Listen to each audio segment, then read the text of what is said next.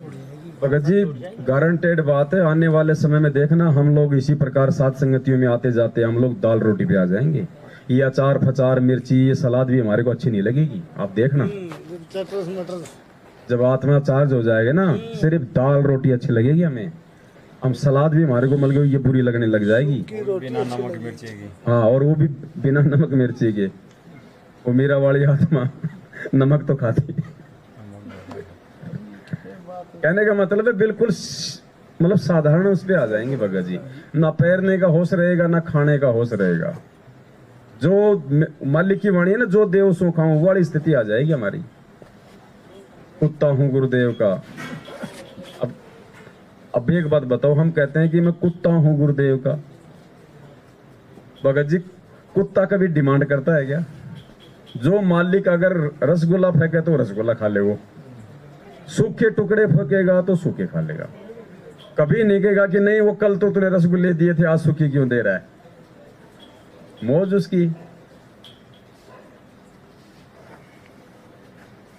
तो वो स्थिति हमारी भगत जी आएगी।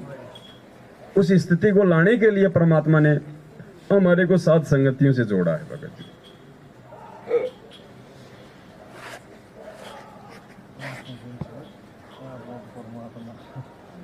भगत जी नहीं होगी इच्छा, मेरी भक्तमती बहुत बड़ी पिवाकड़ चाहेगी।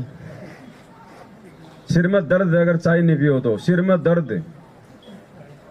आज भगत जी 5 दिन हो गए, नफरत हो रही है जैसे बीड़ी के धुएं से हो जाती है। जब ठीक का समय आता है तो परमात्मा सब ठीक करता है। अब गुरुजी कहें आज से अगर 50 साल पहले या 200-250 साल पहले अगर ये कहता कि ये ब्रह्मा विष्णु महेश के माता पिता ये हैं वो हैं, तो बोले रोज मतलब सिर फुटवाने वाला काम था। क्योंकि ना तो शास्त्र थे, ना ये टेलीविजन थे, ना कोई सुनने वाला था। लोगों के भी पुण्य इतने थे कि उनको सारे सुख हाँ भाई यही दे रहे हैं, भैरू जी दे रहा है। अब सबकी मिट्टी पलीत हो रखी है। डॉक्टर भी दुखी हो लिए तेरे रोग के, समझ में को नहीं आ रहा। क्योंकि कर्मों के रोग है, डॉक्टर केवल शरीर का रोग काट सकता है। कर्मों का रोग डॉक्टर थोड़ी काटेगा, वो तो संत काटेगा। तो अब हर प्रकार से हम लोग मतलब बेबस हो लिया प्राणी, तब जाके इसकी बातों पे यकीन करेगा कि हाँ सारी सांची। ऐसे कोई नहीं मानता। और अभी तो भगत जी समय आना बाकी है। अभी तो परमात्मा संगत को बचाने के लिए कि जो मेरे हैं वो निकल जाओ उस काल के जाल से, समय रहते सुधर जाओ, अपनी मर्यादाओं को ठीक कर लो, गुरु को भगवान मान लो। देखो हम हलवे राम का भोग लगा रहे हैं भगत जी, परमात्मा को भंडारे का भोग लगा रहे हैं। ये थोड़ी है कि हम भंडारे का भोग लगा देंगे हम पार हो जाएंगे। वेदों में तो कहीं नहीं लिखा कि तुम अगर भोग लगाओगे तो तुम पार होगे। शास्त्र में तो लिखा कि कलयुग केवल नाम आधारा, सुमेर सुमेर नर उतरे पारा। और परमात्मा भी कहते हैं कि जब तप संयम साधना सब सुमरण के माही।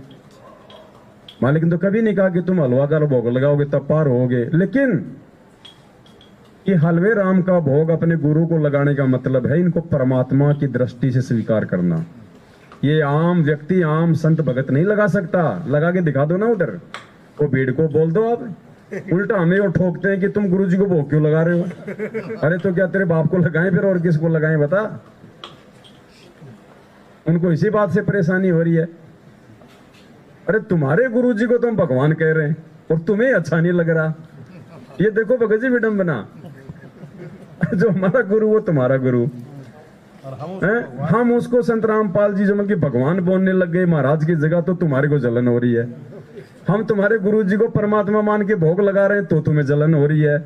हम उनको परमात्मा मान के उनका प्रकट दिवस मना रहे हैं, हम उनको जीव नहीं मान रहे, आम प्राणी नहीं मान रहे, तो तुम्हें दिक्कत है कि तुम इनका प्रकट दिवस क्यों मना रहे हो। अब बताओ वो भगत है क्या है वो है? अरे मेरे बाप की कोई बढ़ाई करे तो मेरा तो और ज्यादा खून बढ़ना चाहिए ना है? और हम उनके बाप की बढ़ाई करें और उनको दुख हो रहा है कि क्यों कर रहा है। ये है काल प्रेरणा।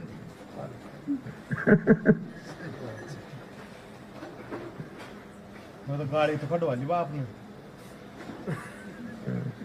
अरे गया समझे यार, एक चार बिस्कुट दिया। अब देखो भगत जी ये परमात्मा है। परमात्मा जब आए यहाँ पे प्रथम बार ब्रह्मा विष्णु महेश को मिले ज्ञानी ऋषि के रूप में, उनको एक एक नाम दिया ना। ओम मंत्र दिया ब्रह्मा जी को, दोबारा सतनाम देने गए तो काल ने बुद्धि फेर दी, नहीं दिया ना। हरियम नाम दिया उनको विष्णु जी को, दोबारा सतनाम देने गए काल ने बुद्धि फेर दी।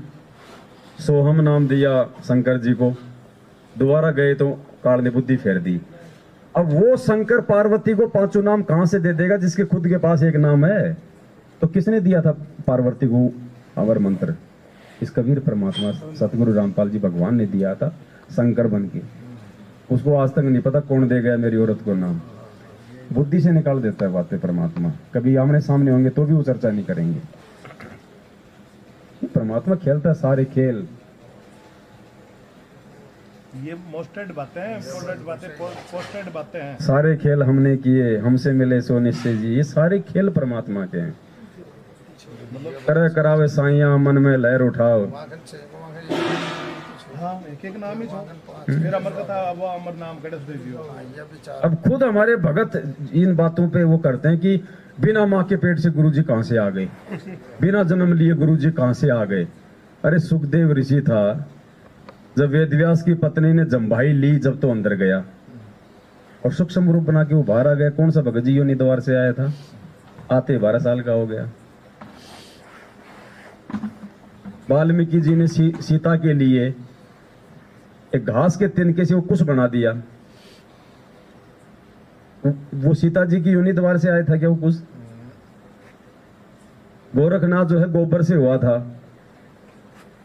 मां के पेट से आया था गोरखनाथ का जन्म। और ये कह रहे हैं कि भाई इनका जन्म नहीं हुआ तो फिर क्या हुआ है? काल भगवान का कभी जन्म हुआ आज तक है? काल भगवान को जब से सृष्टि रची है तब तक पता नहीं कितने इसके शरीर छूट लिए। ये दोनों प्रकट होते हैं मालिक की सबद शक्ति से युवा अवस्था में। भाई इनका कभी जन्म हुआ क्या कि इनका कभी सुना? कभी भाई काल और दुर्गा के माँ बाप कौन है सुने क्या?